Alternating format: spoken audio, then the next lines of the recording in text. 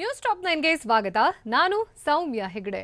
ರಾಜ್ಯ ಕಮಲದಲ್ಲಿ ಮತ್ತೆ ಎದ್ದಿದೆಯಾ ಬದಲಾವಣೆಯ ಕೂಗು. ಸಾಹುಕಾರ್ ಸಿಡಿ ಪ್ರಕರಣಕ್ಕೆ ಇಂದೇ ಸಿಗುತ್ತಾ ರೋಚಕ ಟ್ವಿಸ್ಟ್. ಆನ್ಲೈನ್ ಕ್ಲಾಸ್ ನೆಪದಲ್ಲಿ ಪೋಷಕರಿಗೆ ಟಾರ್ಚರ್ ಹೇಗಿದೆ, ಇದೆಲ್ಲವನ್ನ ನೋಡೋಣ ಇವತ್ತಿನ ನ್ಯೂಸ್ ಟಾಪ್ 9ನಲ್ಲಿ. ಹೊತ್ತಿನಲ್ಲಿ ವಿಚಾರಣೆಗೆ ಹಾಜರಾಗ್ತಾರಾ ಸಿಡಿ ಷಡ್ಯಂತ್ರಿಗಳು.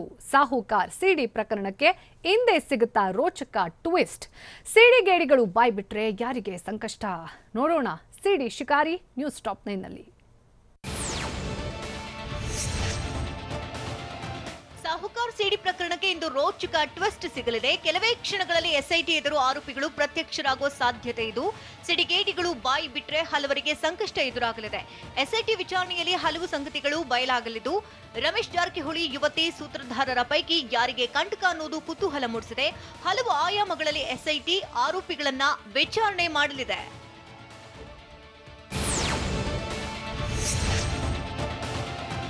ಕೊನೆಗೂ ಸಿಡಿ ಸೂತ್ರಧಾರರ 100 ದಿನಗಳ ಅಜ್ಞಾತವಾಸ ಅಂತ್ಯವಾಗುವುದು ಪಕ್ಕಾ ಆಗಿದೆ. ಇವತ್ತೇ ಎಸ್ಐಟಿ ಎದುರು ನರೇಶ್ ಶ್ರವಣ್ ಹಾಜರಾಗಲಿದ್ದಾರೆ.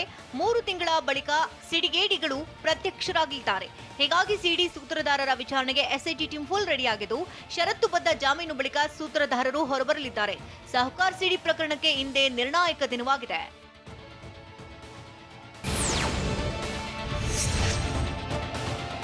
ಸಿಡಿ ಸೂತ್ರಧಾರರ ವಿಚಾರಣೆ ಇವತ್ತಿಗೆ ಮುಗಿಯೋದು ಡೌಟ್ ಆಗಿದೆ. ಇಂದು ವಿಚಾರಣೆ ನಡೆಸಿ ಮತ್ತೆ ವಿಚಾರಣೆಗೆ ಕರೆಯುವ ಸಾಧ್ಯತೆ ಇದೆ. ಸಿಆರ್ಪಿಸಿ 41A ಅಡಿಯಲ್ಲಿ ಹೆಚ್ಚಿನ ವಿಚಾರಣೆಗೆ ಆಗಮಿಸುವಂತೆ ನೋಟಿಸ್ ನೀಡಲಿದ್ದಾರೆ. ಹೀಗಾಗಿ ಹಲವು ದಿನಗಳ ಕಾಲ ಎಸ್ಐಟಿ ವಿಚಾರಣೆ ನಡೆಸಲಿದೆ. ನರೇಶ್ ಶ್ರವಣ್ ವಿಚಾರಣೆ ಬಳಿಕ ಸ್ಪಾಟ್ ಮಹಜರು ನಡೆಸೋ ಸಾಧ್ಯತೆ ಇದೆ.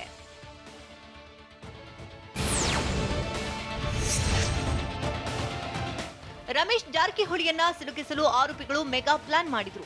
ಹೀಗಾಗಿ ಆರೋಪಿಗಳು ಮೀಟಿಂಗ್ ಮಾಡಿದ್ದ ಸ್ಥಳ ಪರಿಶೀಲನೆ ನಡೆಸೋ ಸಾಧ್ಯತೆ ಇದೆ. ವಿಡಿಯೋ ಚಿತ್ರೀಕರಣ ಮಾಡಲು ಖರೀದಿ ಮಾಡಿದ ಕ್ಯಾಮೆರಾ ದೃಶ್ಯದ ಒರಿಜಿನಲ್ ಕಾಪಿ ಎಲ್ಲಿಟ್ಟಿದ್ದಾರೆ ಅಂತ ಎಸ್ಐಟಿ ತನಿಖೆ ನಡೆಸಲಿದೆ. ಹಲವು ದಿನಗಳ ಕಾಲ ಹಂತ ಹಂತವಾಗಿ ಎಸ್ಐಟಿ ತನಿಖೆ ಮಾಡಲಿದೆ.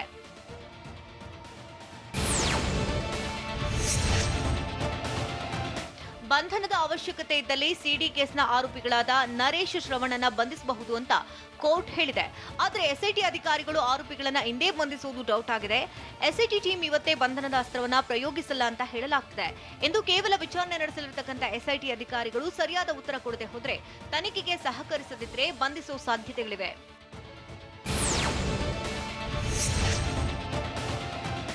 ಕೇಸ್ನಿಂದ ಬಚಾವಾಗಲು ಸಿಡಿ ಕೇಸ್ ಆರೋಪಿಗಳು ಸರ್ಕಸ್ ಮಾಡಿದ್ದಾರೆ ಅಂತ ಹೇಳಲಾಗ್ತಿದೆ. ಪ್ರಕರಣದಲ್ಲಿ ತಮ್ಮದೇನೂ ತಪ್ಪಿಲ್ಲ ಅಂತ ಸಾಬೀತುಪಡಿಸಲು ಯತ್ನಿಸಿದ್ದಾರೆ. ನಿನ್ನೆಯೇ ಬೆಂಗಳೂರಿಗೆ ಆಗಮಿಸಿರುವಂತಹ ಸಿಡಿ ಕೇಸ್ ಆರೋಪಿಗಳು ಆರ್ಟಿ ನಗರದಲ್ಲಿ ತಮ್ಮ ಪರ ವಕೀಲರನ್ನ ಭೇಟಿ ಮಾಡಿದ್ದಾರೆ. ನಿರೀಕ್ಷಣಾ ಜಾಮೀನಿನ ಬಗ್ಗೆ ವಕೀಲರ ಜೊತೆಗೆ ಸಮಾಲೋಚಿಸಿ ಮುಂದಿನ ಕಾನೂನು ಹೋರಾಟದ ಬಗ್ಗೆ ಮಾತುಕತೆ ನಡೆಸಿದ್ದಾರೆ. ಅಲ್ಲದೆ ತಮ್ಮದೇನೂ ತಪ್ಪಿಲ್ಲ ಅಂತ ಹೇಳ್ಕೊಂಡಿದ್ದು, ಯಾರಿಂದಲೂ ಹಣ ಸ್ವೀಕರಿಸಿಲ್ಲ ಅಂತ ಹೇಳ್ಕೊಂಡಿದ್ದಾರೆ.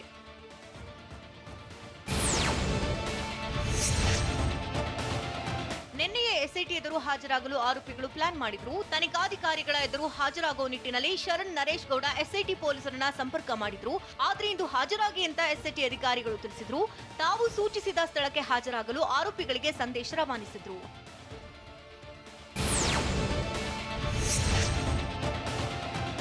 ನರೇಶ್ ಮತ್ತು ಶ್ರವಣ್ ವಿಚಾರಣೆಗೆ ಎಸ್ಐಟಿ ಸುಮಾರು 60 ಪ್ರಶ್ನೆಗಳನ್ನು ತಯಾರು ಮಾಡಿದೆ. ಈವರೆಗಿನ ತನಿಖಾ ಸಮಯದಲ್ಲಿ ಇಬ್ಬರ ವಿರುದ್ಧ ಇರುವಂತಹ ಮಾಹಿತಿಯನ್ನು ಆಧರಿಸಿ ಪ್ರಶ್ನೆ ಸಿದ್ಧ ಮಾಡಲಾಗಿದೆ. ಆದರೆ ಇಂದು ಪ್ರಾಥಮಿಕ ವಿಚಾರಣೆ ಮಾತ್ರ ನಡೆಸಲಿದ್ದಾರೆ. ಇಬ್ಬರ ಬೇಲ್ ಆರ್ಡರ್ ಕಾಪಿ ಹಾಗೂ ನ್ಯಾಯಾಲಯದ ಷರತ್ತುಗಳನ್ನು ಪೂರೈಕೆ ಮಾಡಿರುವ ಬಗ್ಗೆ ಪರಿಶೀಲನೆ ನಡೆಸಲಿದ್ದಾರೆ.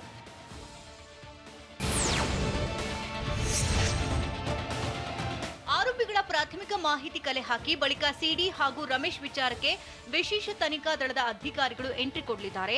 ಬೇಲ್ ಆರ್ಡರ್ ಹಾಗೂ ಷರತ್ತುಗಳನ್ನು ಪೂರೈಕೆ ಮಾಡಿರುವ ಬಗ್ಗೆ ಪರಿಶೀಲನೆ ಬಳಿಕ ಇಬ್ಬರ ಬಗ್ಗೆ ಪ್ರಾಥಮಿಕ ಮಾಹಿತಿ ಕಲೆ ಹಾಕಲಿದ್ದಾರೆ. ಹುಟ್ಟೂರು, ವಿದ್ಯಾಭ್ಯಾಸ, ನಂತರ ಎಲ್ಲೆಲ್ಲಿ ಕೆಲಸ ಮಾಡಿದ್ರು ಅನ್ನೋ ಮಾಹಿತಿ ಸಂಗ್ರಹಿಸಲಿದ್ದಾರೆ. ನಂತರ ಸಿಡಿ ಹಾಗೂ ರಮೇಶ್ ಜಾರಕಿಹೊಳಿ ವಿಚಾರದ ಬಗ್ಗೆ ವಿಚಾರಣೆ ನಡೆಸಲಿದ್ದಾರೆ. ಕೊರೋನಾ ಸಂಕಷ್ಟದ ಮಧ್ಯೆಯೇ ಪೋಷಕರಿಗೆ ಮತ್ತೊಂದು ಆಘಾತ. ಶಿಕ್ಷಣ ನೀಡುವ ನೆಪದಲ್ಲಿ ಖಾಸಗಿ ಶಾಲೆಗಳ ಟಾರ್ಚರ್ ಹೇಗಿದೆ? ಸರ್ಕಾರದ ಆದೇಶಕ್ಕೂ ಕ್ಯಾರೆ ಅನ್ನದೆ ವಸೂಲಿ ದಂಧೆ ನಡೀತಾ ಇರೋದು ಹೇಗೆ, ನೋಡೋಣ ಫೀಸ್ ಟಾರ್ಚರ್ ನ್ಯೂಸ್ ಟಾಪ್ 9ನಲ್ಲಿ. ಕೊರೋನಾ ಸಂಕಷ್ಟದ ಮಧ್ಯೆ ಮಧ್ಯೆಯೇ ಪೋಷಕರಿಗೆ ಮತ್ತೊಂದು ಆಘಾತ ಎದುರಾಗಿದೆ. ಮಕ್ಕಳಿಗೆ ಶಿಕ್ಷಣ ನೀಡೋ ನೆಪದಲ್ಲಿ ಖಾಸಗಿ ಶಾಲೆಗಳು ಟಾರ್ಚರ್ ಕೊಡ್ತಾ ಇದ್ದು ಆನ್ಲೈನ್ ಕ್ಲಾಸ್ ಮಾಡ್ತೀವಿ, ಫೀಸ್ ಕಟ್ಟಿ ಅಂತ ಒತ್ತಡ ಹೇರ್ತಾರೆ. ಫೀಸ್ ಕಟ್ಟದೇ ಇದ್ರೆ ಆನ್ಲೈನ್ ಕ್ಲಾಸ್ ಬಂದ್ ಅಂತ ಕ್ವಾಟ್ಲೆ ಮಾಡ್ತಾ ಇದ್ದು ಖಾಸಗಿ ಸ್ಕೂಲ್ನವರ ಬ್ಲಾಕ್ ಮೇಲ್ಗೆ ಪೋಷಕರು ಕಂಗಾಲಾಗಿದ್ದಾರೆ. ಸರ್ಕಾರದ ಆದೇಶಕ್ಕೂ ಕ್ಯಾರಿ ಎನ್ನದೆ ಖಾಸಗಿ ವಸೂಲಿ ದಂಧೆ ನಡೆಸುತ್ತದೆ.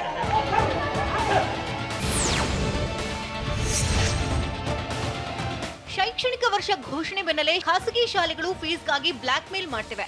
ಮಕ್ಕಳ ಫೀಸ್ ಕಟ್ಟಲು ಡೆಡ್ಲೈನ್ ನೀಡ್ತಾ ಇರೋ ಶಾಲೆಗಳು ಫೀಸ್ ಕಟ್ಟದ ಮಕ್ಕಳ ಆನ್ಲೈನ್ ಐಡಿ ಬಂದ್ ಮಾಡೋದಾಗಿ ಬೆದರಿಕೆ ಹಾಕ್ತಿವೆ. ಪೋಷಕರಿಗೆ ಬ್ಲಾಕ್ ಮೇಲ್ ಮಾಡಿ ಫೀಸ್ ವಸೂಲಿ ಮಾಡ್ತಿರೋ ಶಾಲೆಗಳು ಫೀಸ್ ಕಟ್ಟದ ಪೋಷಕರಿಗೆ ಪದೇ ಪದೇ ಮೆಸೇಜ್ ಕಳಿಸಿ ಟಾರ್ಚರ್ ಕೊಡ್ತಾ ಇದೆ. ಬಾಕಿ ವರ್ಷದ ಫೀಸ್ ಜೊತೆಗೆ ಈ ವರ್ಷದ ಫುಲ್ ಫೀಸ್ಗೆ ಡಿಮ್ಯಾಂಡ್ ಇಟ್ಟಿವೆ.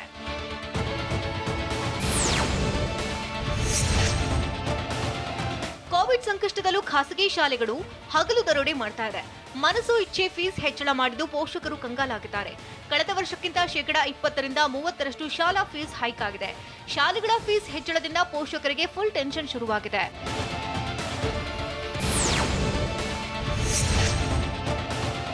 ಜೂನ್ 15ರ ಬಳಿಕ ಶಾಲೆಗಳಿಗೆ ದಾಖಲಾತಿ ಮಾಡಲು ಶಿಕ್ಷಣ ಇಲಾಖೆ ಆದೇಶ ಮಾಡಿದೆ. ಜುಲೈ 1ರಿಂದ 2021-2022ನೇ ಸಾಲಿನ ಶೈಕ್ಷಣಿಕ ವರ್ಷ ಆರಂಭ ಆಗಿದೆ.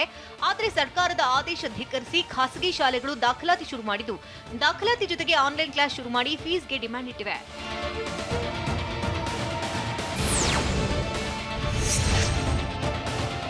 ಸರ್ಕಾರದ ಪ್ರಸಕ್ತ ಸಾಲಿನಲ್ಲಿ ಯಾವುದೇ ಫೀಸ್ ಫಿಕ್ಸ್ ಮಾಡಿಲ್ಲ. ಆದರೂ ಸದ್ದಿಲ್ಲದೆ ಫೀಸ್ ಹೈಕ್ ಮಾಡಿರೋ ಖಾಸಗಿ ಶಾಲೆಗಳು ಕಳೆದ ವರ್ಷದ ವಿನಾಯಿತಿ ನಷ್ಟವನ್ನ ಈ ವರ್ಷ ವಸೂಲಿ ಮಾಡೋದಕ್ಕೆ ಪ್ಲಾನ್ ಮಾಡಿವೆ. ಪೋಷಕರಿಂದ ಫೀಸ್ ಸುಲಿಗೆಗೆ ಮುಂದಾದಂತಹ ಖಾಸಗಿ ಶಿಕ್ಷಣ ಸಂಸ್ಥೆಗಳು ಶಿಕ್ಷಣ ಇಲಾಖೆ ಆದೇಶಕ್ಕೆ ಕವಡೆ ಕಾಸಿನ ಬೆಲೆ ಕೊಟ್ಟಿಲ್ಲ.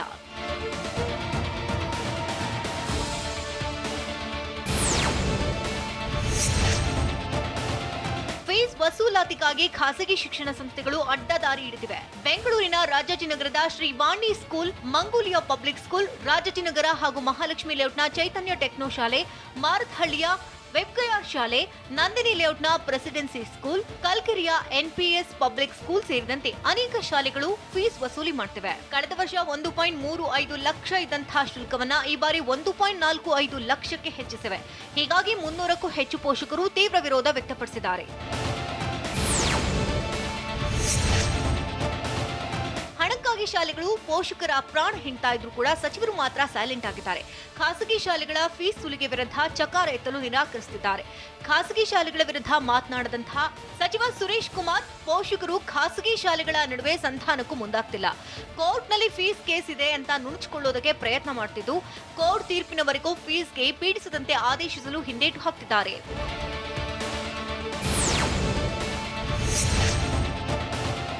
ಶುಲ್ಕ ಕಟ್ಟಿಲ್ಲ ಅಂತ ಆನ್ಲೈನ್ ಕ್ಲಾಸ್ ಬಂದ್ ಮಾಡುವಂತಿಲ್ಲ ಅಂತ TV9ಗೆ ಶಿಕ್ಷಣ ಸಚಿವ ಎಸ್ ಸುರೇಶ್ ಕುಮಾರ್ ಹೇಳಿಕೆ ಕೊಟ್ಟಿದ್ದಾರೆ. ಶುಲ್ಕಕ್ಕೆ ಒತ್ತಡ ಹಾಕ್ತಾ ಇರೋ ಬಗ್ಗೆ ನನಗೆ ದೂರು ನೀಡಬೇಕು ಅಂತ ಇಲ್ಲ, ಬಿಇಒಗೂ ದೂರು ಕೊಡಬಹುದು. ದೂರು ನೀಡಿದ್ರೆ ಅಂತಹ ಶಾಲೆ ವಿರುದ್ಧ ಕ್ರಮ ಕೈಗೊಳ್ಳುತ್ತೇವೆ ಅಂತ ಸಚಿವರು ತಿಳಿಸಿದರು.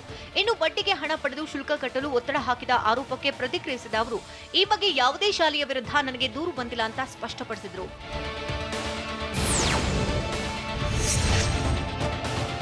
ಖಾಸಗಿ ಶಾಲೆ ಆರಂಭಕ್ಕೂ ಮೊದಲೇ ಶುಲ್ಕ ಸಂಗ್ರಹ ವಿಚಾರಕ್ಕೆ ನಿನ್ನೆಯ ಮುಖ್ಯಮಂತ್ರಿ ಬಿಎಸ್ ಯಡಿಯೂರಪ್ಪ ಎಚ್ಚರಿಕೆ ಕೊಟ್ಟಿದ್ದಾರೆ. ಹಾಸನದಲ್ಲಿ ಮಾತನಾಡಿದಂತಹ ಸಿಎಂ ಬಿಎಸ್ವೈ, ಬೆಂಗಳೂರು ಸೇರಿದಂತೆ ಎಲ್ಲಾ ಕಡೆ ಇಂತಹ ದೂರುಗಳು ಕೇಳಿ ಬರ್ತಿವೆ. ಶಾಲೆ ಆರಂಭ ಆಗದೆ ಮಕ್ಕಳಿಗೆ ತೊಂದರೆ ಕೊಡಬಾರದು. ಹಾಗೆ ಮಾಡಿದವರಿಗೆ ಈಗಾಗಲೇ ನೋಟಿಸ್ ಕೊಟ್ಟಿದ್ದೇವೆ. ಇನ್ನೂ ಬಲವಂತ ಮಾಡಿದ್ರೆ ಕಠಿಣ ಕ್ರಮ ಕೈಗೊಳ್ಳುತ್ತೇವೆ ಅಂತ ವಾರ್ನಿಂಗ್ ಮಾಡಿದ್ರು. ಬೆಂಗಳೂರಿನಲ್ಲಿ ಇಂದು ಎಷ್ಟು ಕೊರೋನಾ ಕೇಸ್ ಪತ್ತೆಯಾಗಲಿದೆ? ಈವರೆಗೆ 12 ಹಳ್ಳಿ 15 ತಾಂಡಾಗಳಿಗೆ ಲಸಿಕೆ ನೀಡದ ಜಿಲ್ಲಾಡಳಿತ ಯಾವುದು? ತಹಶೀಲ್ದಾರ್ ವಿರುದ್ಧ ಶಾಸಕ ರೇಣುಕಾಚಾರ್ಯ ಗರಂ ಆಗಿದ್ದು ಯಾಕೆ? ನೋಡೋಣ ಕೊರೋನಾ ಘಾತ ನ್ಯೂಸ್ ಟಾಪ್ 9ನಲ್ಲಿ.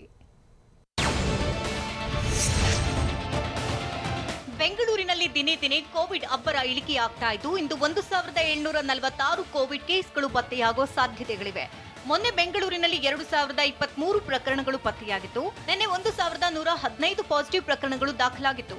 ಆದರೆ ಇಂದು ನಿನ್ನೆಗಿಂತ ಹೆಚ್ಚು ಕೇಸ್ ಪತ್ತೆಯಾಗುತ್ತೆ ಅಂತ ಹೇಳಲಾಗುತ್ತಿದೆ.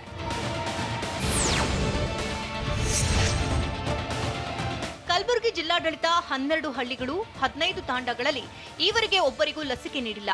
ಆಳಂದ ತಾಲೂಕಿನ 10 ತಾಂಡಾಗಳು ಮತ್ತು ಅಫಜಲ್ಪುರ ತಾಲೂಕಿನ 11 ಹಳ್ಳಿಗಳು 4 ತಾಂಡಾಗಳ ಜನರು ಪ್ರಾಥಮಿಕ ಆರೋಗ್ಯ ಕೇಂದ್ರ ದೂರ ಇರುವುದರಿಂದ ಲಸಿಕೆಯಿಂದ ವಂಚಿತರಾಗಿದ್ದಾರೆ. ಇದೀಗ ಜಿಲ್ಲಾಡಳಿತ ಸಿದ್ಧತೆ ನಡೆಸಿದ್ದು ನೇರವಾಗಿ ಗ್ರಾಮಗಳಿಗೆ ತೆರಳಿ ವ್ಯಾಕ್ಸಿನ್ ನೀಡಲು ಪ್ಲಾನ್ ಮಾಡಿದೆ.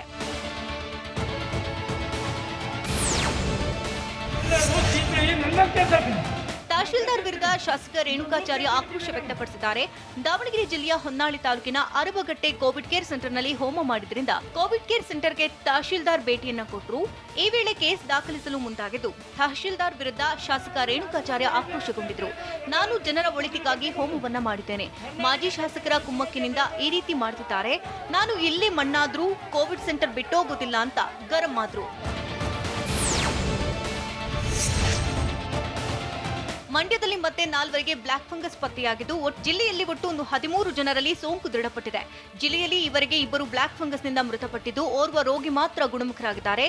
ಉಳಿದ 10 ರೋಗಿಗಳಿಗೆ ಮಿಮ್ಸ್ನಲ್ಲಿ ಚಿಕಿತ್ಸೆ ನೀಡಲಾಗುತ್ತಿದೆ.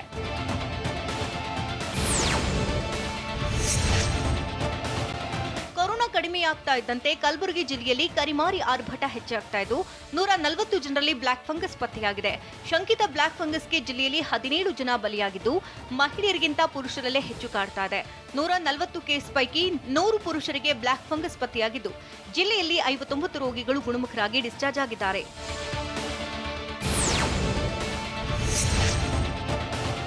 ಚಾಮರಾಜನಗರ ಜಿಲ್ಲಾಡಳಿತದ ಮತ್ತೊಂದು ಎಡವಟ್ಟು ಬೆಳಕಿಗೆ ಬಂದಿದ್ದು ಜಿಲ್ಲಾಸ್ಪತ್ರೆಯ ಆಕ್ಸಿಜನ್ ದುರಂತದಲ್ಲಿ ಮೊದಲು ಮೃತಪಟ್ಟ ವ್ಯಕ್ತಿಯ ಕುಟುಂಬಸ್ಥರು ಕಣ್ಣೀರಲ್ಲಿ ಕೈ ತೊಳೆದಿದ್ದಾರೆ. ಕೊಳ್ಳೇಗಾಲದ ಮಂಡಿಗುಂಡ ಗ್ರಾಮದ ಜಯಶಂಕರ್ ಮೇ 2ರಂದು ಮೃತಪಟ್ಟಿದ್ರು. ಆದರೆ 24 ಮಂದಿಯ ಪರಿಹಾರದ ಪಟ್ಟಿಯಲ್ಲಿ ಜಿಲ್ಲಾಡಳಿತ ಜಯಶಂಕರ್ ಹೆಸರು ಕೈಬಿಟ್ಟಿದ್ದು ವೃದ್ಧ ಪೋಷಕರು 2 ಚಿಕ್ಕ ಹೆಣ್ಣು ಮಕ್ಕಳೊಂದಿಗೆ ಮೃತನ ಪತ್ನಿ ಕಣ್ಣೀರಲ್ಲಿ ಕೈ ತೊಳೆದಿದ್ದಾರೆ.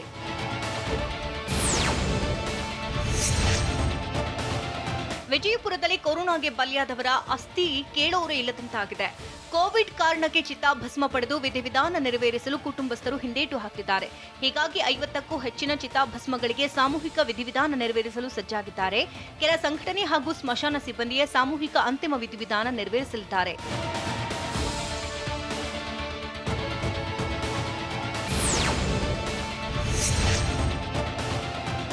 ಸೋಂಕಿತರಲ್ಲಿ ಆತ್ಮಸ್ಥೈರ್ಯ ತುಂಬುವುದಕ್ಕಾಗಿ ಹಾವೇರಿಯಲ್ಲಿ ವಿನೂತನ ಪ್ರಯತ್ನ ಮಾಡಲಾಗಿದೆ. ಸವಣೂರು ತಾಲೂಕು ಆಸ್ಪತ್ರೆಯ ಡೆಡಿಕೇಟೆಡ್ ಕೋವಿಡ್ ಕೇರ್ ಸೆಂಟರ್ನ ಸೋಂಕಿತರಿಗೆ ಪುಸ್ತಕಗಳನ್ನು ನೀಡಿದ್ದಾರೆ. ಆಸ್ಪತ್ರೆ ಲ್ಯಾಬ್ ಟೆಕ್ನಿಷಿಯನ್ ಮಹಾಂತೇಶ ಹೊಳೆಮ್ಮನವರ ಎಂಬುವವರು 70 ಪುಸ್ತಕಗಳನ್ನು ಸಂಗ್ರಹಿಸಿ ಆಸ್ಪತ್ರೆಗೆ ನೀಡಿದ್ದಾರೆ. ಪುಸ್ತಕಗಳನ್ನು ಓದೋ ಮೂಲಕ ಸೋಂಕಿತರಲ್ಲಿನ ಭಯ ದೂರ ಮಾಡಿ ಆತ್ಮಸ್ಥೈರ್ಯ ಮೂಡಿಸಲು ಈ ಪ್ಲಾನ್ ಮಾಡಿದ್ದಾರೆ.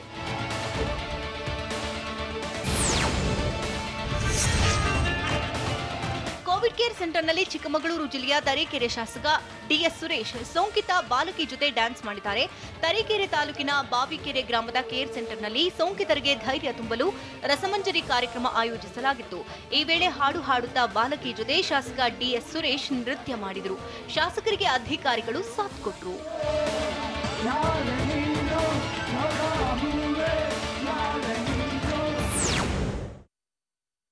ರಾಜಧಾನಿಯಲ್ಲಿ ಬೆಳಗ್ಗೆಯಿಂದಲೇ ಖಾಕಿಯ ತಪಾಸಣೆ ಹೇಗಿದೆ?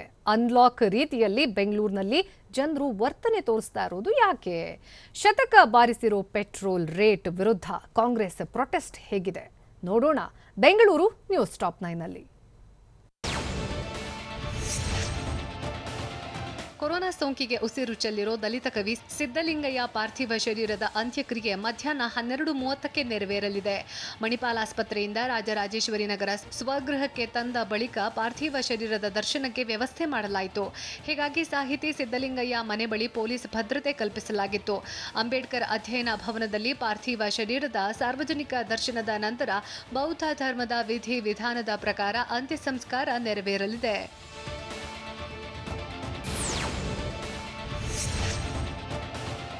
ಗೃಹ ಸಚಿವ ಬಸವರಾಜ ಬೊಮ್ಮಾಯಿ ಮತ್ತು ಕಂದಾಯ ಸಚಿವ ಆರ್ ಅಶೋಕ್ ದಲಿತ ಕವಿ ಸಿದ್ದಲಿಂಗಯ್ಯ ಅವರ ಅಂತಿಮ ದರ್ಶನ ಪಡೆದಿದ್ದಾರೆ. ಬಳಿಕ ಮಾತನಾಡಿದ ಬಸವರಾಜ ಬೊಮ್ಮಾಯಿ, ಸಿದ್ದಲಿಂಗಯ್ಯ ಅವರು ಸಾಹಿತ್ಯದ ಮೂಲಕ ಸಮಾಜದಲ್ಲಿ ಬದಲಾವಣೆ ತರುವ ಪ್ರಯತ್ನ ಮಾಡಿದ್ರು. ದೊಡ್ಡ ಹೃದಯ ಶ್ರೀಮಂತಿಕೆ ಅವರದ್ದು. ಸಾಹಿತ್ಯ ಲೋಕಕ್ಕೆ ಅವರ ಕೊಡುಗೆ ಅಪಾರ. ಅದನ್ನ ನಾವು ಉಳಿಸ್ಕೊಳ್ಬೇಕು ಅಂತ ತಿಳಿಸಿದ್ರು.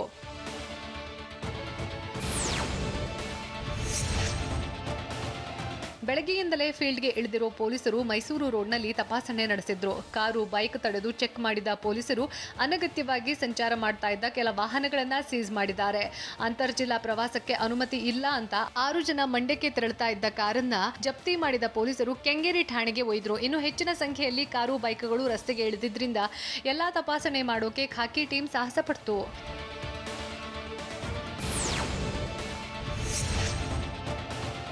ಇನ್ನು ಹೆಬ್ಬಾಳ, ಬ್ಯಾಟರಾಯನಪುರ, ಹುಣಸಮಾರನಹಳ್ಳಿ, ಸಾದರಹಳ್ಳಿ ಸುತ್ತಮುತ್ತಲೂ ನೂರಾರು ವಾಹನಗಳು ರಸ್ತೆಗಿಳಿದಿದ್ವು. ಲಾಕ್ಡೌನ್ ಅವಧಿ ಮುಗಿಯೋಕೆ ಇನ್ನೂ ಒಂದು ದಿನ ಬಾಕಿ ಇರುವಂತೆ ನಿಯಮ ಉಲ್ಲಂಘಿಸಿ ವೆಹಿಕಲ್ ಬಿಂದಾಸ್ ಆಗಿ ಸಂಚಾರ ಆರಂಭಿಸಿದ್ವು. ಅಲ್ಲದೆ ದೇವನಹಳ್ಳಿ ಏರ್ಪೋರ್ಟ್ಗೆ ಸಂಪರ್ಕ ಕಲ್ಪಿಸೋ ಬಹುತೇಕ ಫ್ಲೈ ಓವರ್ಗಳು ಓಪನ್ ಆಗಿದ್ವು. ಈ ವೇಳೆ ವಾಹನಗಳನ್ನು ಪೊಲೀಸರು ತಪಾಸಣೆ ನಡೆಸಿದ್ರು. ಈ ವೇಳೆ ಅಂತ್ಯ ಸಂಸ್ಕಾರ ಅಂತ ಕಾರಲ್ಲಿ ಬಂದಿದ್ದ 6 ಜನರ ಪೈಕಿ 4ರನ್ನ ಪೊಲೀಸರು ವಾಪಸ್ ಕಳುಹಿಸಿದ್ದಾರೆ. ಅಲ್ಲದೆ ಅಂತರ್ಜಿಲ್ಲಾ ಸಂಚಾರಕ್ಕೆ ಅವಕಾಶ ಇಲ್ಲ ಅಂತ ಅನೇಕ ವಾಹನಗಳನ್ನು ವಾಪಸ್ ಬೆಂಗಳೂರಿಗೆ ಕಳುಹಿಸಿದ್ರು.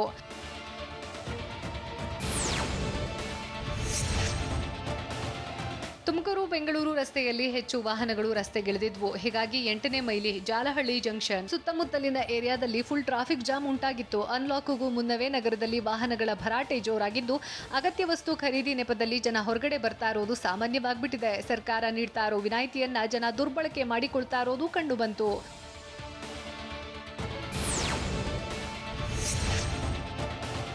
ಶಿವಾಜಿನಗರದಲ್ಲಿ ಅನ್ಲಾಕ್ಗೂ ಮುನ್ನವೇ ಜನರ ನಿರ್ಲಕ್ಷ್ಯ ಮುಂದುವರೆದಿತ್ತು. ಅಂಗಡಿಗಳು ಓಪನ್ ಇದ್ದು, ಕೆಲ ಗಲ್ಲಿಯಲ್ಲಿ ಜನಜಾತ್ರೆಯೇ ನಡೆದಿತ್ತು. ಇನ್ನು ಗುಂಪಾಗಿ ನಿಂತ ಜನ ಅಗತ್ಯ ವಸ್ತುಗಳನ್ನು ಖರೀದಿಸುವಲ್ಲಿ ಬ್ಯುಸಿ ಆಗಿದ್ರು. ಈ ವೇಳೆ ಕೋವಿಡ್ ರೂಲ್ಸ್ ಪಾಲಿಸದೆ, ಅಂತರ ಕಾಪಾಡದೆ ಮೈ ಮರೆತಿದ್ರು. ಅಲ್ಲದೆ ಮಾಸ್ಕ್ ಕೂಡ ಧರಿಸದೆ ಬೇಜವಾಬ್ದಾರಿ ತೋರಿದ್ರು. ಕೊರೋನಾ ಕೇಸ್ ಇಳಿಕೆಯಾಗ್ತಾ ಇದ್ದಂತೆ ಬೆಂಗಳೂರಿನಲ್ಲಿ ನಿರ್ಲಕ್ಷ್ಯ ಮುಂದುವರೆದಿದೆ.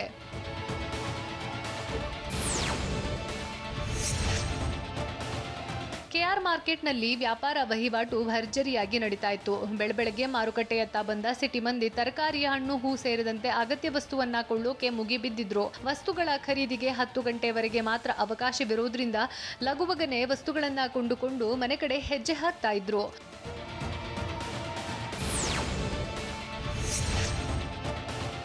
ಬೆಂಗಳೂರಿನಲ್ಲಿ ತಮಿಳುನಾಡಿಗೆ ಅಕ್ರಮವಾಗಿ ಮದ್ಯ ಸಾಗಾಟ ಮಾಡ್ತಾ ಇದ್ದ ಆರೋಪಿಗಳನ್ನ ಕೆಪಿ ಅಗ್ರಹಾರ ಠಾಣೆಯ ಪೊಲೀಸರು ಬಂಧಿಸಿದ್ದಾರೆ. ಲಾಕ್ಡೌನ್ಗೆ ನೀಡಿದ ವಿನಾಯಿತಿಯನ್ನ ಬಂಧಿತರಿಂದ ದುರ್ಬಳಕೆ ಮಾಡಲಾಗಿದ್ದು, ವಾಹನದಲ್ಲಿ ತರಕಾರಿ ಕ್ರೇಟ್ಗಳನ್ನ ಇಟ್ಟು ಮದ್ಯ ಸಾಗಾಟ ಮಾಡ್ತಾ ಇದ್ರು. ಆರೋಪಿಗಳಾದ ವೇಲು, ಸಂತೋಷ್ ಅನ್ನೋರಿಂದ 32 ಬಾಕ್ಸ್ನಲ್ಲಿ ಸಾಗಿಸ್ತಾ ಇದ್ದ 276 ಲೀಟರ್ ಮದ್ಯವನ್ನ ಪೊಲೀಸರು ವಶಕ್ಕೆ ಪಡೆದಿದ್ದಾರೆ.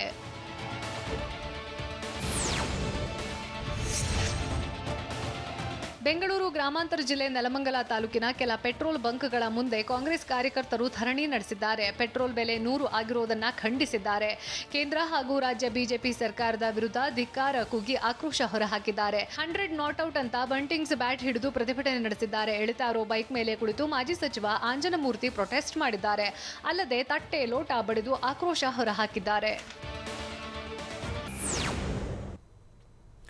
ಪರಿಹಾರದ ಹೆಸರಿನಲ್ಲಿ ನಡೆದಿದೆಯಾ ಮೆಗಾ ಸ್ಕ್ಯಾಮ್? ದೆಹಲಿಗೆ ಶಾಸಕ ಅರವಿಂದ್ ಬೆಲ್ಲದ್ ದಿಢೀರ್ ಭೇಟಿ ಕೊಟ್ಟಿದ್ದು ಯಾಕೆ? ಮೈಸೂರಿನಲ್ಲಿ ರೋಹಿಣಿ ಸಿಂಧೂರಿ ಪರ ಅಭಿಯಾನ ನಡೆಸ್ತಾ ಇರುವುದು ಯಾರು? ಇದೆಲ್ಲವನ್ನ ನೋಡೋಣ ಸಮಗ್ರ ನ್ಯೂಸ್ ಟಾಪ್ 9ನಲ್ಲಿ. ಟಿವಿ9 ಮತ್ತೊಂದು ಬಹುದೊಡ್ಡ ಹಗರಣವನ್ನ ಬಯಲಿಗೆಳೆದಿದೆ. ಭೂ ಪರಿಹಾರದ ಹೆಸರಲ್ಲಿ ಮೆಗಾ ಸ್ಕ್ಯಾಮ್ ನಡೆದಿದ್ದು, ಅಧಿಕಾರ ವ್ಯಾಪ್ತಿ ಇಲ್ಲದೆ ಇದ್ರೂ ಪರಿಹಾರದ ಕೋಟ್ಯಂತರ ಹಣ ಮಂಜೂರು ಮಾಡಲಾಗಿದೆ. ಒಂದೇ ದಿನ ಬರೋಬ್ಬರಿ 80 ಕೋಟಿ ರೂಪಾಯಿ ಬಿಡುಗಡೆಯಾಗಿದೆ. ತುರ್ತು ಬಳಕೆಗೆ ಮೀಸಲಿಟ್ಟ ಸರ್ಕಾರಿ ನಿಧಿ ಭೂ ಪರಿಹಾರಕ್ಕಾಗಿ ಬಿಡುಗಡೆ ಮಾಡಿದ್ದು, ಕೆಎಎಸ್ ಅಧಿಕಾರಿ ಭೂ ಸ್ವಾಧೀನಾಧಿಕಾರಿಗೆ ಗೊತ್ತಿಲ್ಲದೆ ಹಣವನ್ನ ರಿಲೀಸ್ ಮಾಡಿದ್ದಾರೆ. ಹೀಗಾಗಿ ಪರಿಹಾರ ಕೊಟ್ಟು ಅಧಿಕಾರಿಗಳು ಹಣ ಮಾಡಿಕೊಂಡ್ರಾ ಅನ್ನೋ ಅನುಮಾನ ಮೂಡಿದೆ. ಮೆಟ್ರೋ ಯೋಜನೆ 2ನೇ ಹಂತದ 2B ಯೋಜನೆಗೆ ಕೆಐಎಡಿಬಿ ಮೂಲಕ ಬಿಎಂಆರ್ಸಿಎಲ್ ಭೂಮಿಯನ್ನ ಸ್ವಾಧೀನಪಡಿಸಿಕೊಳ್ಳಲಾಗಿತ್ತು. ದೇವನಹಳ್ಳಿ ತಾಲೂಕು ಕಸಬಾ ಹೋಬಳಿಯ ಅಕ್ಲೇನಹಳ್ಳಿ ಗ್ರಾಮದ ಸರ್ವೆ ನಂಬರ್ 37ರಲ್ಲಿನ ಭೂಮಿಯನ್ನ ಬಿಎಂಆರ್ಸಿಎಲ್ ವಶಕ್ಕೆ ಪಡೆದಿತ್ತು. ಹೀಗಾಗಿ ಸ್ವಾಧೀನಪಡಿಸಿಕೊಂಡಿದ್ದ ಭೂಮಿಯ ಮಾಲೀಕರಿಗೆ ಕೆಐಎಡಿಬಿ ಪರಿಹಾರವನ್ನ ಕೊಡಬೇಕಿತ್ತು. ಆದರೆ ಅಧಿಕಾರಿಗಳು ಬಿಎಂಆರ್ಸಿಎಲ್ನಿಂದ ಪರಿಹಾರದ ಹಣ ಬಿಡುಗಡೆ ಮಾಡಿದ್ದಾರೆ. ತಮ್ಮ ಕಾರ್ಯವ್ಯಾಪ್ತಿಗೆ ಬಾರದೇ ಇದ್ರೂ ಅಧಿಕಾರಿಗಳು ಬಿಎಂಆರ್ಸಿಎಲ್ನಿಂದ ಅನುದಾನವನ್ನ ಬಿಡುಗಡೆ ಮಾಡಿದ್ದಾರೆ. ಕೆಐಎಡಿಬಿಯಲ್ಲಿ ವಿಶೇಷ ಭೂ ಸ್ವಾಧೀನಾಧಿಕಾರಿ 1 ಆಗಿರೋ ಬಾಳಪ್ಪ ಹಂದಿಗುಂದ, ಕೆಐಎಡಿಬಿಯಲ್ಲಿ ವಿಶೇಷ ಜಿಲ್ಲಾಧಿಕಾರಿಯಾಗಿರೋ ಎಎಲ್ ಮಂಜುನಾಥ್ ವಿರುದ್ಧ ಅಕ್ರಮವಾಗಿ ಹಣವನ್ನ ಬಿಡುಗಡೆ ಮಾಡಿರುವ ಆರೋಪವಿದೆ. ಆದರೆ ಅನುದಾನ ರಿಲೀಸ್ ಆಗಿರುವುದು ಭೂ ಸ್ವಾಧೀನಾಧಿಕಾರಿಗೆ ಗೊತ್ತಿಲ್ಲ.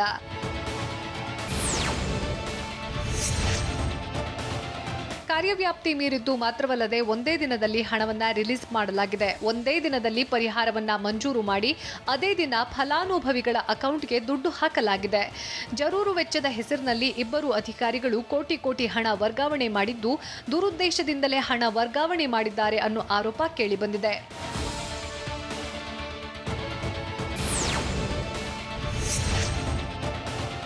ಒಂದೇ ದಿನ 80 ಕೋಟಿ ರೂಪಾಯಿ ಬಿಡುಗಡೆ ಮಾಡಿದ್ದು ಅಧಿಕಾರಿಗಳ ದುರುದ್ದೇಶದ ಹಣ ವರ್ಗಾವಣೆ ಬಗ್ಗೆ ಇಲಾಖೆ ಸಚಿವರಿಗೆ ಕೆಐಎಡಿಬಿ ವಿಶೇಷ ಭೂ ಸ್ವಾಧೀನಾಧಿಕಾರಿ 1 ಆದ ಭಾರತಿ ದೂರು ನೀಡಿದ್ದಾರೆ. ಇಬ್ಬರ ವಿರುದ್ಧ ಕ್ರಮ ತೆಗೆದುಕೊಳ್ಳುವಂತೆ ದೂರಿನಲ್ಲಿ ಉಲ್ಲೇಖ ಮಾಡಿದ್ದಾರೆ. ಅದರಂತೆ ಇಬ್ಬರು ಅಧಿಕಾರಿಗಳನ್ನ ಅಮಾನತು ಮಾಡಿ ತನಿಖೆ ನಡೆಸುವುದಕ್ಕೆ ಆದೇಶಿಸಲಾಗಿದೆ.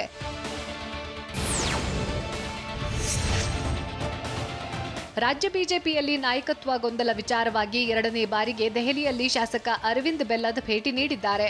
ಇನ್ನು ಕೆಲವೇ ದಿನದಲ್ಲಿ ರಾಜ್ಯಕ್ಕೆ ಬಿಜೆಪಿ ಉಸ್ತುವಾರಿ ಅರುಣ್ ಸಿಂಗ್ ಭೇಟಿ ನೀಡಲಿದ್ದಾರೆ. ಇದೆಲ್ಲದರ ಮಧ್ಯೆ ನಿನ್ನೆ ತಡರಾತ್ರಿ ದೆಹಲಿಗೆ ಅರವಿಂದ್ ಬೆಲ್ಲದ್ ಆಗಮಿಸಿದ್ದಾರೆ. ಸಚಿವ ಯೋಗೇಶ್ವರ್ ಜೊತೆ ಕಾಣಿಸಿಕೊಂಡಿದ್ದ ಬೆಲ್ಲದ್ ದೆಹಲಿಯ ಖಾಸಗಿ ಹೋಟೆಲ್ನಲ್ಲಿ ವಾಸ್ತವ್ಯ ಹೂಡಿದ್ದಾರೆ.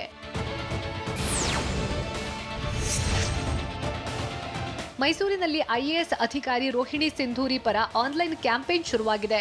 ರೋಹಿಣಿ ಸಿಂಧೂರಿಯವರನ್ನ ಮತ್ತೆ ಮೈಸೂರಿಗೆ ಡಿಸಿಯಾಗಿ ನೇಮಿಸುವಂತೆ ಒತ್ತಾಯಿಸಲಾಗಿದೆ. ಬ್ರಿಂಗ್ ಬ್ಯಾಕ್ ರೋಹಿಣಿ ಸಿಂಧೂರಿ ಅಂತ ಚೇಂಜ್ ಆರ್ಗ್ ಸಂಸ್ಥೆ ಅಭಿಯಾನವನ್ನ ಪ್ರಾರಂಭಿಸಿದೆ. ಈಗಾಗಲೇ ಸುಮಾರು 26,000 ಜನರಿಂದ ಸಹಿ ಸಂಗ್ರಹ ಮಾಡಿದ್ದಾರೆ. ಸಹಿ ಸಂಗ್ರಹ ಅಭಿಯಾನದ ಮೂಲಕ ರಾಷ್ಟ್ರಪತಿಗಳಿಗೆ ಮನವಿಯನ್ನ ಸಲ್ಲಿಸಲಿದ್ದಾರೆ. ಯಾದಗಿರಿ ಜಿಲ್ಲೆಯಾದ್ಯಂತ 3 ದಿನ ಕಂಪ್ಲೀಟ್ ಲಾಕ್ಡೌನ್ ಮಾಡಲಾಗಿದೆ. ಹೀಗಾಗಿ ಲಾಕ್ಡೌನ್ ನಿಯಮ ಉಲ್ಲಂಘಿಸಿ ಓಡಾಡುವವರಿಗೆ ಪೊಲೀಸರು ಶಾಕ್ ಕೊಡ್ತಿದ್ದಾರೆ. ಬೆಳಗ್ಗೆ 6 ಗಂಟೆಯಿಂದಲೇ ಫೀಲ್ಡ್ಗಿಳಿದಿರೋ ಪೊಲೀಸರು ವಾಹನ ತಪಾಸಣೆ ಮಾಡ್ತಿದ್ದಾರೆ. ನಗರದ ಪ್ರಮುಖ ರಸ್ತೆಯಲ್ಲಿ ಬ್ಯಾರಿಕೇಡ್ ಹಾಕಿ ತಪಾಸಣೆ ನಡೆಸ್ತಾ ಇದ್ದು ಅನಗತ್ಯವಾಗಿ ಓಡಾಡ್ತಾ ಇರೋ ವಾಹನಗಳನ್ನು ಸೀಸ್ ಮಾಡ್ತಿದ್ದಾರೆ.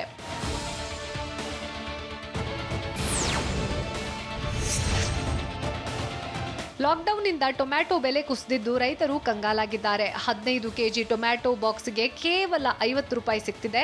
ಹೀಗಾಗಿ ಚಿಕ್ಕಬಳ್ಳಾಪುರ ಮಾರುಕಟ್ಟೆಯಲ್ಲಿ ಟೊಮ್ಯಾಟೊವನ್ನ ಸುರಿದು ರೈತರು ಆಕ್ರೋಶ ವ್ಯಕ್ತಪಡಿಸಿದ್ದಾರೆ. ರೈತರು ಕಷ್ಟಪಟ್ಟು ಬೆಳೆದ ಟೊಮ್ಯಾಟೊ ಹಸುಗಳ ಪಾಲಾಗಿದೆ. ಭಾರತಕ್ಕೆ 4ನೇ ಬ್ಯಾಚ್ನಲ್ಲಿ ಎಷ್ಟು ಸಾವಿರ ಸ್ಪುಟ್ನಿಕ್ ಲಸಿಕೆ ಬಂದಿದೆ? ದೇಶದಲ್ಲಿ ಕೊರೋನಾ ಕುರಿತ ಸಾಮಗ್ರಿಗೆ ಜಿಎಸ್ಟಿ ಇಳಿಕೆ ಮಾಡಲಾಗುತ್ತಾ? ಸೆರೋ ಸರ್ವೆಗೆ ಐಸಿಎಂಆರ್ ನಿರ್ಧಾರ ಮಾಡಿದ್ದು ಯಾಕೆ? ನೋಡೋಣ ನ್ಯಾಷನಲ್ ನ್ಯೂಸ್ ಟಾಪ್ 9ನಲ್ಲಿ. ರಷ್ಯಾದಿಂದ 4ನೇ ಬ್ಯಾಚ್ನ ಸ್ಪುಟ್ನಿಕ್ ಲಸಿಕೆ ಭಾರತಕ್ಕೆ ಬಂದಿದೆ. 90,000 ಡೋಸ್ ಸ್ಪುಟ್ನಿಕ್ ಲಸಿಕೆ ಹೈದರಾಬಾದ್ನ ರಾಜೀವ್ ಗಾಂಧಿ ಅಂತಾರಾಷ್ಟ್ರೀಯ ವಿಮಾನ ನಿಲ್ದಾಣಕ್ಕೆ ಬಂದಿದೆ. ಹೈದರಾಬಾದ್ನ ಕಸ್ಟಮ್ಸ್ ಇಲಾಖೆಯ ತ್ವರಿತಗತಿಯಲ್ಲಿ ಲಸಿಕೆಗೆ ಕ್ಲಿಯರೆನ್ಸ್ ನೀಡಿದೆ ಅಂತ ಹೈದರಾಬಾದ್ ಕಸ್ಟಮ್ಸ್ ಇಲಾಖೆ ಹೇಳಿದೆ.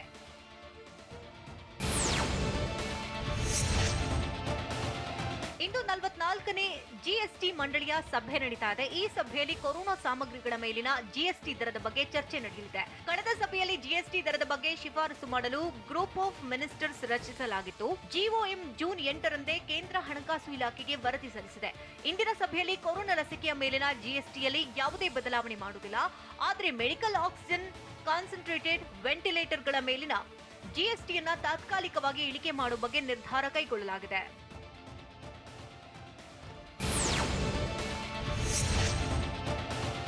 ದೇಶದಲ್ಲಿ ಕೊರೋನಾದ 2ನೇ ಅಲೆ ನಿಯಂತ್ರಣಕ್ಕೆ ಬಂದಿದೆ. ಹೀಗಾಗಿ ಇದೀಗ ದೇಶದಾದ್ಯಂತ ಸೆರೋ ಸರ್ವೆ ನಡೆಸಲು ತೀರ್ಮಾನಿಸಲಾಗಿದೆ. ಐಸಿಎಂಆರ್ ದೇಶದಾದ್ಯಂತ ಕೊರೋನಾ ಹರಡಿರುವ ರೀತಿ ಹಾಗೂ ವೇಗದ ಮಾಹಿತಿ ಕಲೆ ಹಾಕೋದಕ್ಕೆ ಸೆರೋ ಸರ್ವೆ ನಡೆಸಲಿದೆ. ಜನರಲ್ಲಿ ಕೊರೋನಾ ವೈರಸ್ ವಿರುದ್ಧ ಪ್ರತಿಕಾಯಗಳು ಬೆಳವಣಿಗೆ ಆಗಿವೆಯೇ, ಎಷ್ಟು ಜನರಿಗೆ ಪ್ರತಿಕಾಯಗಳು ಬೆಳವಣಿಗೆ ಆಗಿವೆ ಅನ್ನೋ ಬಗ್ಗೆ ಸೆರೋ ಸರ್ವೆ ಮೂಲಕ ಮಾಹಿತಿ ಸಂಗ್ರಹಿಸಲಾಗುತ್ತೆ. ಸೆರೋ ಸರ್ವೆ ನಡೆಸುತ್ತೇವೆ ಅಂತ ನೀತಿ ಆಯೋಗದ ಸದಸ್ಯ ವಿಕೆ ಪೌಲ್ ಹೇಳಿದ್ದಾರೆ.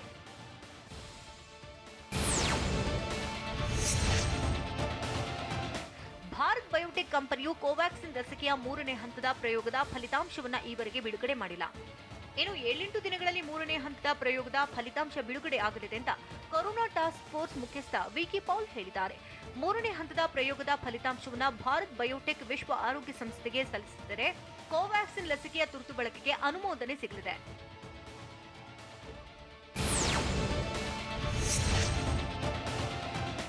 ಸೆರಮ್ ಇನ್ಸ್ಟಿಟ್ಯೂಟ್ ಆಫ್ ಇಂಡಿಯಾದ ಕೋವಿಶೀಲ್ಡ್ ಲಸಿಕೆಯ 2 ಡೋಸ್ಗಳ ನಡುವಿನ ಅವಧಿಯನ್ನು ವೈಜ್ಞಾನಿಕ ಆಧಾರದ ಮೇಲೆಯೇ 12 ವಾರಕ್ಕೆ ನಿಗದಿಪಡಿಸಲಾಗಿದೆ. ಹೀಗಾಗಿ ತಕ್ಷಣವೇ ಸಮಯದ ಅಂತರವನ್ನು ಕಡಿಮೆ ಮಾಡುವ ಅಗತ್ಯವಿಲ್ಲ. ಈ ಎಲ್ಲಾ ತೀರ್ಮಾನಗಳನ್ನು ಎಚ್ಚರಿಕೆಯಿಂದ ತೆಗೆದುಕೊಳ್ಳಬೇಕು ಅಂತ ನೀತಿ ಆಯೋಗದ ಸದಸ್ಯ ವಿಕೆ ಪೌಲ್ ಹೇಳಿದ್ದಾರೆ.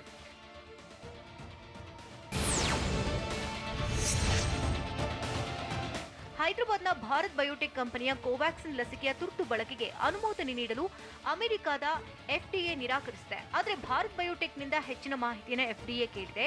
ಜೊತೆಗೆ ಪೂರ್ಣ ಪ್ರಮಾಣದ ಅನುಮೋದನೆಗೆ ಅರ್ಜಿ ಸಲ್ಲಿಸಲು ಭಾರತ್ ಬಯೋಟೆಕ್ಗೆ ತಿಳಿಸಿದೆ. ಹೀಗಾಗಿ ಭಾರತ್ ಬಯೋಟೆಕ್ನ ಕೋವ್ಯಾಕ್ಸಿನ್ ಲಸಿಕೆಗೆ ಅಮೆರಿಕದಲ್ಲಿ ಜನರ ಬಳಕೆಗೆ ಅನುಮೋದನೆ ಸಿಗಲು ಇನ್ನೂ ಸ್ವಲ್ಪ ಕಾಲಾವಕಾಶ ತೆಗೆದುಕೊಳ್ಳಲಿದೆ.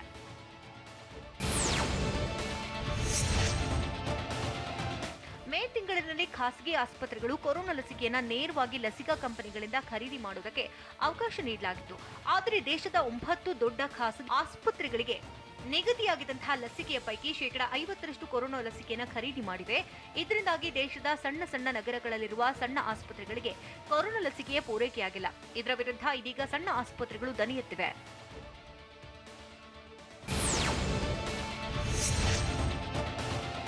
ಅಮೆರಿಕ ಜಗತ್ತಿನ ವಿವಿಧ ರಾಷ್ಟ್ರಗಳಿಗೆ ಕೊರೋನಾ ಲಸಿಕೆಯನ್ನು ದಾನವಾಗಿ ನೀಡುವುದಾಗಿ ಘೋಷಿಸಿದೆ. ಹೀಗಾಗಿ ಅಮೆರಿಕ ಭಾರತಕ್ಕೆ 8 ಡೋಸ್ ಕೊರೋನಾ ಲಸಿಕೆಯನ್ನು ದಾನವಾಗಿ ನೀಡಲಿದೆ. ಇದರಿಂದಾಗಿ ಭಾರತದ ಲಸಿಕೆ ಅಭಿಯಾನಕ್ಕೆ ಮತ್ತಷ್ಟು ವೇಗ ಸಿಗಲಿದೆ. ಭಾರತದಲ್ಲಿ ಕೊರೋನಾದ 2ನೇ ಅಲೆಯಲ್ಲಿ ಕೊರೋನಾ ಕೇಸ್ ಭಾರಿ ಪ್ರಮಾಣದಲ್ಲಿ ಏರಿಕೆಯಾಗಿದ್ದರಿಂದಾಗಿ ಭಾರತಕ್ಕೆ ಅಮೆರಿಕ ಲಸಿಕೆಯನ್ನು ದಾನವಾಗಿ ನೀಡುತ್ತಿದೆ.